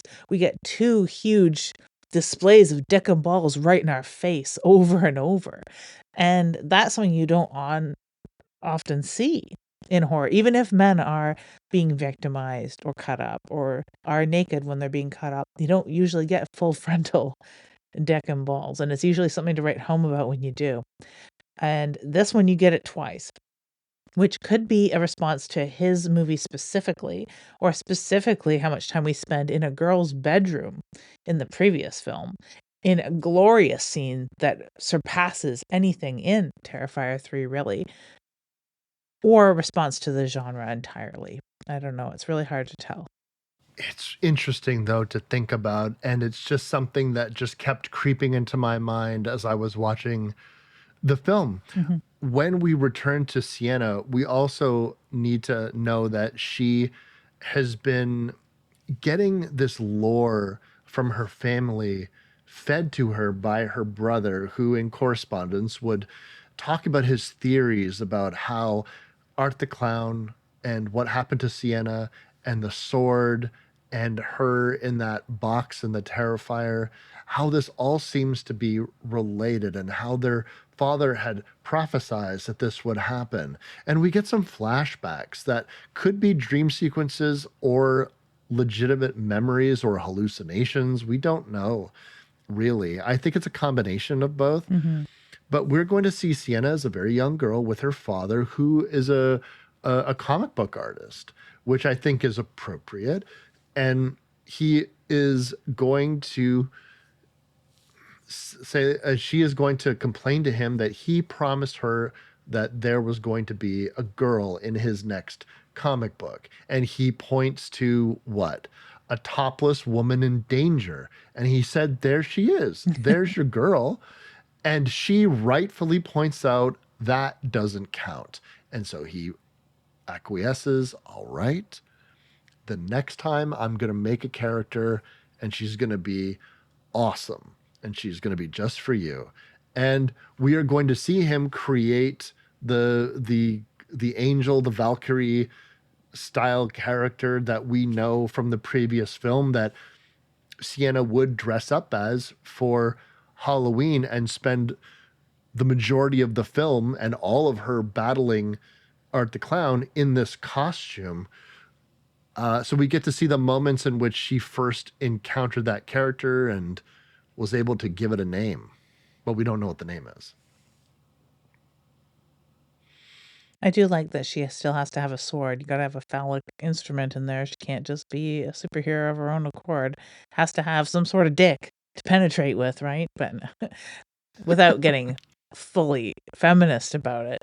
It's adorable. It's an adorable scene, and it's an adorable idea, and maybe partially reaction to that first film. Is everything that Damien Leone does a reaction to fan theories? Maybe a little bit. I listen, I don't necessarily think that that's a bad thing, but I do think that this entire franchise was created off of a dude who wanted to show off his ability as a special effects artist and threw a lot of spaghetti at the wall and made a bunch of anthologies. Then, when one of the sequences in one of the anthologies took off, he doubled down on it. So, for a dude that made his career out of, I just want to do special effects and I want to have a concept that I can just make successful, and then he got one, he was always responding. He was always it's like, not to sound shitty, this is not a guy who had a vision. Mhm, Like, this mhm. is a guy who is reactionary and is going with it. And I like, even if he has a vision now, I think a lot of it is building the plane while it's in the air. Mhm, mhm. That's what makes me doubly excited for the 4th one, because I think this is where he, as a writer, will shine. I really do. I am holding out hope. But back to Jonathan, he also had a theory that the girl has to die. So not only has Sienna been positioned as the opposition to this evil demon, Jonathan sees through that as well and has discerned the target. I thought that they were talking about the pale girl, which they are basically, but it's in the form now of Veronica. My god. In No, the not. form in the form now of Victoria. How they would know that? No idea, because they haven't met them yet. Although Sienna does see Art in the mall. She passes this off as a little bit of a hallucination. Maybe not. Maybe not. I don't know. She tells Jonathan about it, and I think that that's what sends him into a I need to be medicated again spiral. But that's warranted considering what he's done to their family. But she's in the mall with her cousin doing some last minute Christmas shopping and sees this Santa walk by. He could be Art the Clown. The only thing that's really similar is that he has some blood splatter on him and he's carrying a big bag around. It's his big bag of tricks that we love so much. He's brought it to the mall. Oh, whatever could be in it. I was going to check out the mall Santa here. Not that I'm a mall Santa person. There is a lot of my friends really still love getting their picture taken with Santa. It's just not ever been my thing. But there is a spooky Santa at the Carlingwood Mall, Wes. Have you ever seen this or been aware of this before? No, I'm not aware of this at all. It is so interesting to me. I really like the idea that any store does a low light or low noise time for people who are neurodivergent. And they do have a silent Santa for the neurodivergent or a low tactile Santa. That's good. They also have like a loud, funny Santa, and they have a spooky Santa who is very Nightmare Before Christmas themed. So yeah, if you're ever interested next year, I'm sure they'll do it again because it seems to have been a hit. If you want a Santa that wears skeleton gloves and has a Nightmare Before Christmas hat on or like mask on, yeah, definitely check that out. I think this is maybe a trend with different types of Santas. Oh, that's very funny. I'll see if my partner wants to go next time because they'd probably vibe with that pretty good. They're pretty spooky as it is, so a spooky Santa would be a good complement to their whole aesthetic. Well, Art the Clown is here. He's also wearing a little plastic mask, and that's creepy as hell. But we are going to get another fake Santa sequence. This time, Art the Clown is going to entertain a bunch of children. And this was a scene that I did get spoiled on very, very early on, like last year, because a lot of people were talking about it in terms of this. Now, when you watch it, it's not really as graphic or really at all, Yeah, because of the way that everything goes down, but it is pretty shocking. It got a great reaction from my partner while we were watching it. I really enjoyed it. But Art the Clown sits down and takes over for a Santa Claus while everyone's on break. And of course, every parent is on their phone, probably scrolling on TikTok, not paying attention like a parent should. And the kids are going to hurry to Art the Clown Santa because he's got a bag full of tricks. No, a bag full of toys, and they're legitimate toys. I don't know if it's like if he can conjure anything from that sack, like the Santa sack from Ernest Saves Christmas, but it might be something similar to that he can manifest anything that he wants. It's already very magical because it seems to be now not a plastic bag but made of wrapping paper, or if he put wrapping paper around it, I'm not exactly sure. But it's Santa themed. Everyone's getting toys until a kid gets a bomb and it gets blown to smithereens and everyone dies. which is hilarious. And I really like that they're trying to manhandle Art the Clown out of here at this time. And he's just like playing up the mime. Like, hey, don't shove me. I'm just a harmless little wiener man with my It's spreading joy to so wiener funny. kids, you know? We were talking about it before we were recording, but it's very Looney Tunes. Like, it's so funny. His wide-eyed expression as the authorities are coming up, and it's almost like a big burly cop with like a billy club in some old-ass cartoon from the 1950s, and he's getting thrown out on his ass and a hat thrown behind him, and you had pointed out like he bounces on the pavement 3 times. And how, like, there's nothing funnier to me than Art the Clown getting thrown out of some place by an authority figure. It's never not funny. Whether it be a pizza parlor or the mall. But yeah, he gets his comeuppance. And this ends up on the news. And Sienna understands that, oh shit, maybe that guy I saw that might have been a hallucination or passed it off as my imagination was Art the Clown. He's back.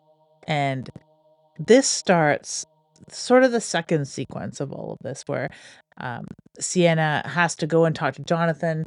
We get a lot of back and forth between him and her, and him wanting to just get over it and get on with his life. On the other hand, also being very adamant that she needs to protect herself. Like, he believes her, but he doesn't want anything to do with this. It's very oddly written, this push and pull between her and Jonathan at this point. But Art is on the loose and dressed as Santa, and we see that he is going to infiltrate this frosh party that Jonathan does not attend.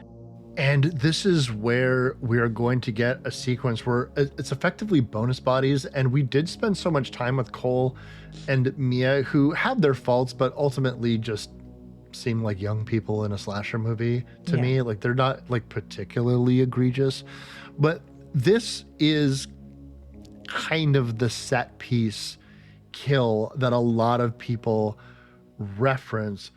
And while it is brutal, again, so few things are ever going to top that bedroom sequence from Terrifier 2. It is just so harrowing. You had pointed out that because she was alone in the house, like, it makes it so much scarier. But this time, Art gets a twofer.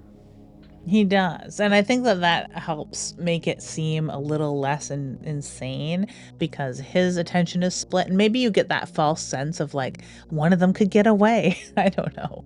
But yeah, it's a couple making out in the shower, always a bad idea in a horror film. And it sort of duplicates, in a way, some of my favorite scenes from the film Pieces, where there's a girl in a shower stall being eviscerated by a chainsaw, because he comes at them with a chainsaw. And you get a very classic horror trope of like two camp counselors, let's say, naked doing nasty times.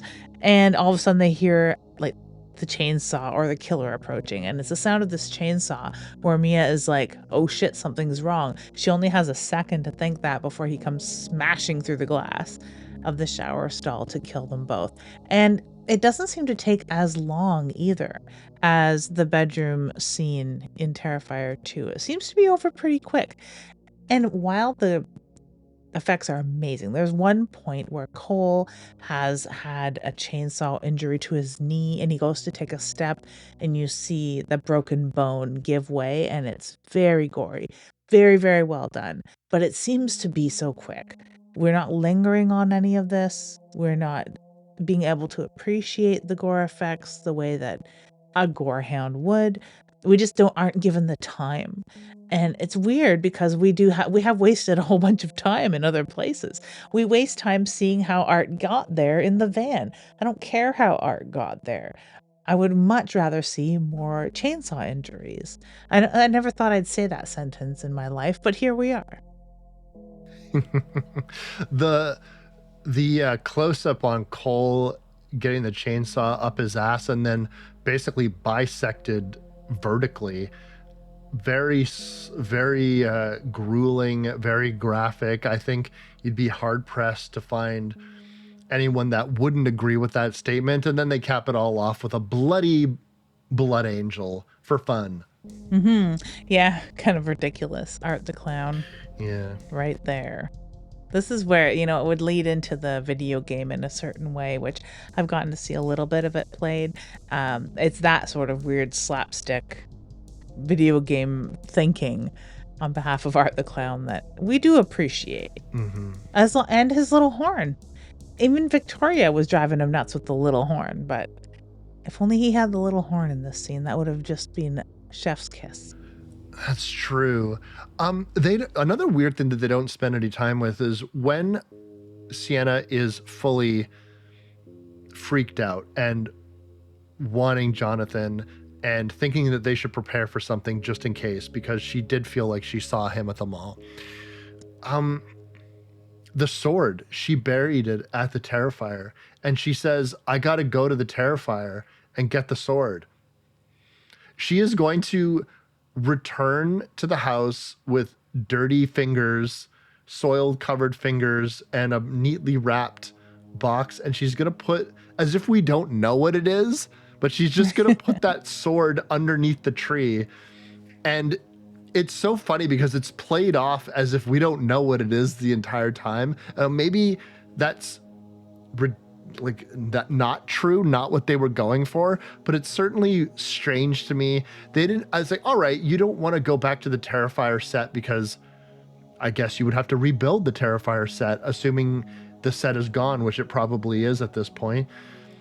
But is this not something that you would have take some stock footage of an establishing shot of that place, have Sienna come into a different place and dig it? This is something that I would like to see. And I don't understand why we're not seeing it. Instead, we're going to have a conversation with Gabby about how she read her Sienna's diary and knows everything now. And I just think that that's an interesting way to go, but I just, again, it's a nitpicky thing, but I would have liked to have seen her go and get the sword. I liked the Terrifier set, so I would like to see it again, but who knows? There's always 4. This full-on meltdown we have after this murder, this double murder of Mia and Cole. Jonathan goes to lay down in bed. We know Art the Clown is still there, but also equally true is Greg, good old Uncle Greg, who is pretty much at their wits' end and really wants to discuss the very real possibility of asking Sienna to leave if something doesn't change. Her Aunt Jess seems to be more lenient and wanting to keep her around, but it's just come to this point in which I feel as though Greg would want her just gone. Like, not even one more incident. He's just like, listen, we can't handle this. Like, this is something that she needs to take her medication. She needs maybe new medication. She needs to be taken care of by professionals. We're just a family. We have a young daughter. We don't want to put her in any danger or traumatize our own kid. Good luck with that. Mm-hmm. And we are going to, again, it's so much movie happens before this. It's kind of crazy how this final sequence takes me completely off guard, because it's all of a sudden, it's just happening. Like, it is just Art the Clown is in the house. Victoria is in the house. Like, Greg is decapitated and in a cruciform on the wall, his entrails out. Sienna is like tied to a chair. Her aunt's tied to the chair. Where the fuck is Gabby? Like, it's crazy. Yeah, we missed so much. And we went from Sienna being like, oh, where is she? Sleeping upstairs because I've given her something to help her sleep, which is crazy that she would have accepted something to help her sleep, that she's had a little nap and all of this has gone on. And we've missed it all as viewers as well. So we don't get to see all the Art the Clown shenanigans, which undoubtedly ensued while he was cutting Greg in half. This would have been the second person he cut in half, and we don't even get to see it. I feel left out. He's written on the wall, ho, ho, ho, Art, whatever. So he's gone full on Art the Clown, and we've missed everything. There's no telling what Vicky's been up to aside from tying their aunt to the chair. At least there's somebody alive. Gabby's alive somewhere. We could find that out shortly. Jonathan was supposed to be being picked up by Uncle Greg, so we have no idea where the hell he was. But we did have the hint that he probably didn't want to come anyway. I mean, who knows? We missed out on so much while Sienna was having a nap. It feels like such a ripoff. But hey, here we are with eviscerated human beings everywhere and a lot of screaming and yelling about to go on. I wanted to ask you something because you're smarter than I am. The dream sequence that Sienna has with her, 2 dream sequences, the one with her father caps off with him holding that paper really sternly while light comes from a closet door. Is that real or is that a hallucination? I think that really happened. I think that really, really happened when her father began to be clairvoyant and linked to the Miles County Clown. for whatever it's worth. I think he saw everything that she was about to go through and what he was sort of cursing her with. I really think that that really happened. Me too. Me too. And Hmm. secondly, the Hellforger chained Yeah. to the sort of Virgin Mary statue, a saint, an angelic saint. What is this? This is the Italian heritage of our writer producer coming to its full glory, I suppose. All that time being forced to go to church has bitten us in the ass. Maybe. I don't know. I think that that is uh where the sword really came from. Hmm. I was looking at it from this weird dynamic of you have this angelic figure chaining something that kind of looks like the pure demon that Art the Clown is, but at the Mhm.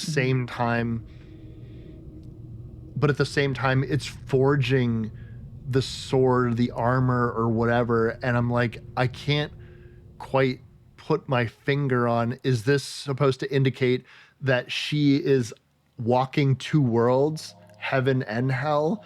It's not entirely clear. Again, and I'm not happy about this, but it's something that I guess we'll see in the next one, I guess. And listen, I'm glad the movie worked out for him, but fuck, man, sometimes I wish people would just like make your movie about the thing you want to make it about now Mhm. and worry about Terrifier 4 when Terrifier 4 comes out. You know what I mean? Like, anyway, this whole sequence about feeling ripped off, I completely fucking agree with you. Like, I'm just like, what the? Why are we missing all of this stuff with characters who have lines of dialogue? And like, they did this in the first movie where like Art the Clown shows up in a car, but we still get the kill. So, and I know it sounds weird, you're complaining about not seeing a character murdered on screen. Yeah, I am. Like, sorry, that's the point. That's what we're here for. But we're going to get a sequence which is pretty gross. I'll give up to them, in which rats have been a reoccurring sequence in this whole thing. Yeah. Aunt Jess is going to get a tube. How she survives this tube getting hammered down her throat long enough for these rats to get put into her mouth and then cut open. The best part about it is how completely unnecessary it is, and that's just Art the Clown in a Yeah. in a nutshell. And beforehand, we get the sense that there's a little present wrapped on the table, and they're going to lead us to believe that that is young Gabby because she's in a little. It's a skeletal head, and rats are around it, and her mother is going.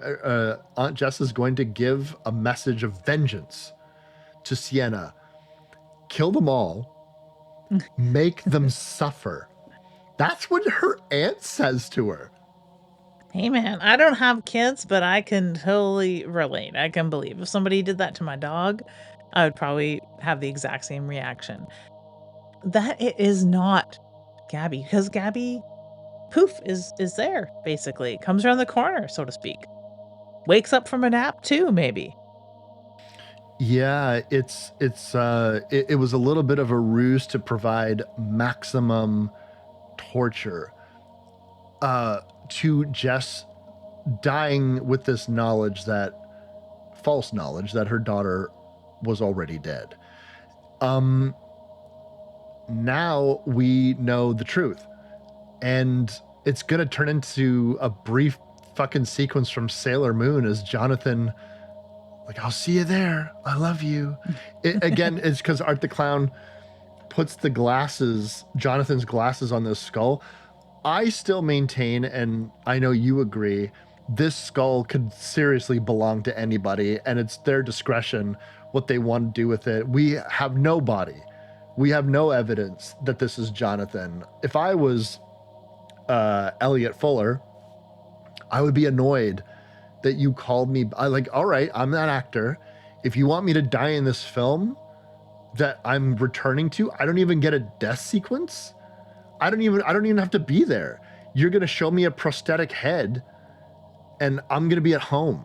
I'm not part of this scene. It's kind of a letdown. If we get to Terrifier 4 and Jonathan is dead, I don't like this. Like, really. Yeah. No, it's true. I think that maybe they had, if I recall correctly, there were some time conflicts and time constraints. Perhaps it's his school schedule, which is usually the problem with younger actors. There's no telling though, because he definitely was his own person as far as having a show of his own previously that didn't seem to get in the way of his school, but he was a little bit more the master of his own time at that point, and they seem really pressed for time in making this film because there's all sorts of loose ends, there's all sorts of story that just overlaps, and they just seem to be doing, like you said, making the plane as it flies in the air. And maybe they were like, well, we were going to shoot your big reveal, but you're not available this weekend, so we're just going to make you dead instead. Like, that's how it feels. So let's talk about Victoria's thesis. Because what are we even doing here? So you could get a sense that the plot is Sienna was defeated by Art the Clown, died, came back to life, and then with her new angelic powers and her fiery sword, she decapitated and killed Art the Clown. Art the Clown did not die, was resurrected by the Pale Girl, and the Pale Girl inhabited Victoria, and then they waited 5 years to then specifically attack Sienna. Why? Art the Clown doesn't particularly have any specific interest in Sienna. It's Victoria that has specific interest in Sienna. It seems to be that Sienna's hot. And she's like, I want your pretty pink body. Gross way to put it, by the way. But that's what she says. And the only way that you can let a demon in is if you have given up all hope, let go, and given up. Why she thinks she can do that by herself after killing her aunt and her uncle and her brother, I suppose. But Gabby was still alive. And then it's almost as if it just dawned on Victoria after Sienna fights back this demonic power and this attempt at possession. Oh, you are as strong as they say. Who's they? Art doesn't talk. But that's why they chose her. And I'm assuming she means the forces of heaven. There must be one more thing that is tying you to this world. Oh, I guess it's Gabby that's still in the room and she hasn't killed yet. Her one remaining family member makes sense. What do you think of this fucking sword skullduggery as a writer? I think it's kind of adorable that that demon, as powerful as it is, can't detect that its one foil is in that box. Can't detect that the one little ruse left in the angelic warrior would be like, I just want to open a Christmas present. Well, okay, dearie. I mean, it's childish. It's so childish. It's more childish than letting your kid believe Santa exists, honestly. So, yeah, I don't like it. I don't like it. What I wanted was Gabby to be like, I know what's in that box because I'm a snoop and we all know this because it's been telegraphed to us 7,000 fucking times. The demon even says, did you wrap this yourself kind of thing? Because the tape is open. It's all being telegraphed that everybody but the demon knows what's in this fucking box. Just have Gabby throw it to Sienna. Have Sienna do what Valkyries do and hold the sword aloft in a triumph or whatever. Like, that's what we want. Is it because that's a little bit predictable that it didn't happen that way? That's unfortunate too, because predictability is the spice of life. That's what drives the 3-act structure. That's what drives a hero's journey. It's like that predictability is what we need a little bit of. And we've just had a whole bunch of unpredictability shoved down our throats, not unlike a bunch of rats. So it was unfair, I think, that we didn't get the one little like, catch Sienna scene that I think all of us want in our souls. We want that Army of Darkness moment. Brave one! brave one, and throw, yeah, The boomstick. Yeah. like, and then the music crescendos, and the thing that's silly about it, honestly, and you said it perfectly, but it's just the sense that I'm waiting for characters to learn something I already know. I already know what is in that box. Everybody, like you said, knows what's in that box, except for the fucking demon. The one thing that can kill me is in that box. Probably not, though. Like, it's so ridiculous, and the scene is so prolonged. I do like how Art the Clown is continuously slapping Sienna on the head. Like, that's the one point. And by the way, Art the Clown in this entire sequence is reduced to a henchman. Like, he really has no agency, and he is following Victoria's orders. So all of these references to Victoria being Art's partner in crime and like his little buddy, that's not true. Victoria is in charge of what is going on here. Just because the body that the pale girl is using was a former victim of Art the Clown is not relevant here. And I can't stress this enough to people who don't seem to get it. Victoria is dead. There is no Victoria here.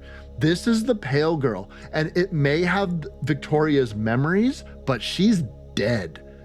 And so, like, this thing is the boss of Art the Clown, and he is literally acting like a henchman the entire time. And so so like, it's really funny. Also, what's really funny is this movie, it's like Sienna's hands are broken until they're not broken. Like it's broken long enough for her to anguishingly try to open that box with the sword in it. And then once the sword is out, her hands aren't broken anymore. Maybe that has something to do with the fact that her father told her that the sword can't hurt her. And that probably goes back to how we'll see her hands healing. But she is going to get the drop on Victoria and decapitate her. Kill her, decapitate her. It doesn't really make them suffer, but she is dead, and that's the main thing. And then it is down to what it always should have been. Mono a mono. Sienna versus Art the Clown. And it doesn't seem to be as fun as I wanted it to be. Although we do have ticking time bomb of demon blood soaking through the floor, about to open a rent to hell, which is good because it without it being overly telegraphed, we understand what is going to happen. We see this demon blood doing its thing. I want so bad this the sword to be a Kandarian dagger, and I want so badly for Art the Clown to be a Deadite right now. Like I couldn't awesome. feel it any stronger than while watching this sequence. And I do like it. I like that she gets the drop on Art the Clown too, and he seems to be an actual mime pain for the most part. I like that we get close to the idea that maybe he won't make it out of here alive, because she seems to be all powerful. Maybe a little bit of that demonic energy has been infused and she's extra powerful at this point. And certainly now she is no longer under any misgivings about what she is supposed to be doing, because right now she has a person to protect, and she will destroy Art the Clown. And in a way, it's almost effortless. This guy cannot hang with Sienna. She fucks him up like she did before. And it was that moment in which Sienna had realized her potential and her power in the second film. She was that powerful and that capable of taking down this dude who really only has the fact that he's hard to kill at this point going for him. And unfortunately, before she can strike the final blow, she will instead make the most baffling decision to try to rescue Gabby, who is getting sucked into hell. And she will hold the bladed end of her sword and try to get Gabby to pull herself up. As Sienna had said earlier, she's just a baby, so it would be difficult. Like, there's so many other ways that you could do this, but that's nitpicky shit. And this is the movie's plot. We needed to have Gabby fall into this pit of hell with the sword. Sienna will find herself. No Gabby, no sword, A window askew, no Art the Clown. Which sets us up really nicely for the sequel. Despite what we've gone through and our nitpicking and our problems and the things we missed out on and what we wanted and what we got being, mismatched, we get Sienna alone and Art the Clown on the loose, where this could be the time when Art the Clown goes and kills that family. I mean, he could have killed that family any time at this point. I thought there would be a post-credit sequence at this point to explain to us a little bit of where Art the Clown really goes at this point, but yeah, he's on the loose. Yeah, he's gonna sadly wait for the bus at the bus stop with the Christmas lights on it. There's gonna be a patron on the bus, and she is reading the Ninth Circle. Seems oddly appropriate. And we are going to get a little bit of horn action that we've been holding off of.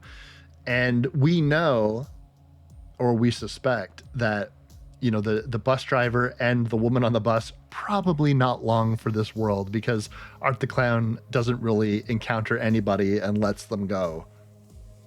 He's at least going to take a shit on that bus, and we know it.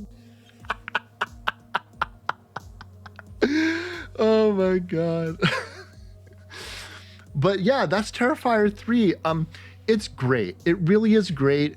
I like it the least of the trilogy so far, but that's not to say that there's nothing to recommend. And I do really think it's a fun ass ride for Christmas time. So I'm glad that we could do it for the show. And that closes the book on the Terrifier franchise and Art the Clown, at least for now.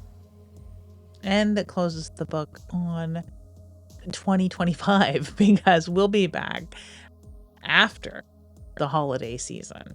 This is our happy holidays episode of Dead Air, and I think it's about perfect. We'll have some more Christmassy things to come and wintry things to come for sure. We're going to be within the bleakest months soon, so we have some pretty fun things to come, but I'm glad that we could get to this, tie off the franchise for now.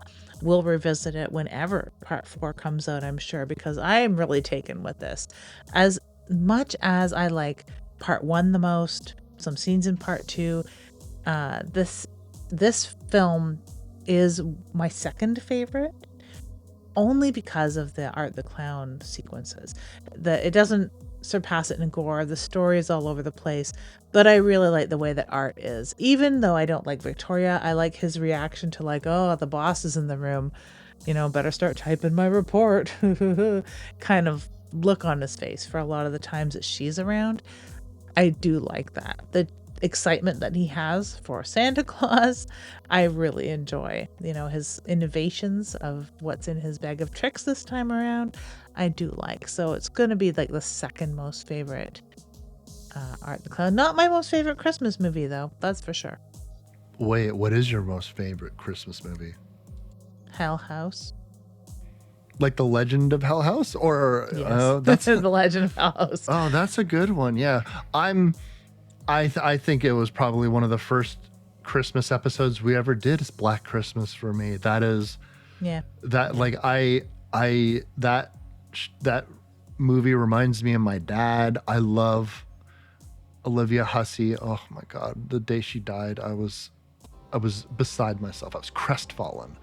But I get to see her every single holiday season. I just love that movie. I can never say enough things nice about it. But yeah, for me, Terrifier still it's 1, 2, and then 3 in order of my preference. And honestly, the thing that pulls 2 ahead of 3 for me is just, I love all of the sequence from basically from the bedroom scene forward, or basically when they go to the magic shop forward. I just think that I agree with you. The Clown Cafe stuff, lose it. You don't need it. It's completely silly. But man, do I love that Terrifier sequence towards the end of the film. I think and maybe one of the things that I was I had to grow accustomed to Terrifier 3 being at Christmas, because it's, to me, my brain is this is such a Halloween franchise. It would almost be like showing Michael Myers at Christmas. It just seems kind of, well, he's supposed to be comatose for this entire time. He in torpor in an abandoned house. I really hope that they take it back to Halloween for 4, but who knows? Maybe we'll get an Easter or Thanksgiving or Valentine's Day version of art. I said this last episode or last time we talked about this, but I'd fuck hard with an Easter themed Terrifier. I really think that would be fucking funny. Just in a little hippity hop outfit. But what do we got next for him? Coming up next, we have a West pick, and a glorious West pick at that. Ghost Keeper. It is a 1981 Canadian tax shelter joint, so it's a bit of Ken exploitation, sort of. And I really, really had a lot of fun with this, so I'm very excited to talk about it soon. When I come with the weirdest shit that everyone forgets about, I come correct. So I'm very thrilled.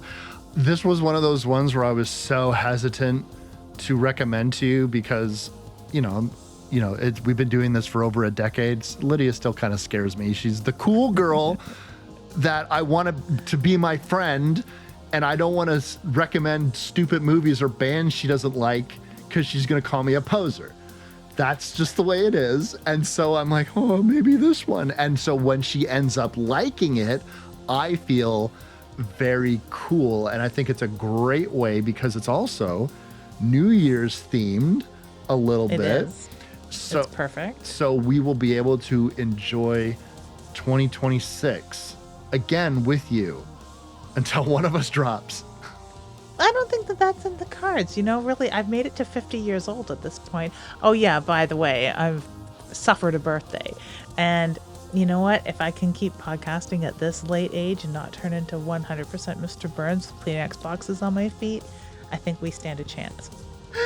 Oh, that is absolutely thrilling. I hope that by the time I'm 50 years old, in a few short years, I'll have the gumption and the energy that you do. Well, thank you very, very much, sir. And officially, happy birthday, happy belated birthday now from me and to everyone that's listening. You are a gift to this world. That's the real Christmas present. Oh, well, happy Christmas, Wes, and thank you very much. And thank you, everyone, for tuning in for another year of Dead Air. I'm Wes Knipe. And I'm Typical Lydia. And you've been listening to the final 2025 episode of Dead Air. See you next year. Yuck, yuck. That's my favorite joke every year. If you like this show, you can find more episodes and other content on splatterpictures.net, Spotify, or wherever you download podcasts. We also upload all episodes to YouTube now, if you'd prefer to listen that way. You can find us across social media like Instagram, X, and TikTok, and the show is edited by Lydia Peever and hosted by Lydia Peever and me, Wes Knipe. We'll see you next time.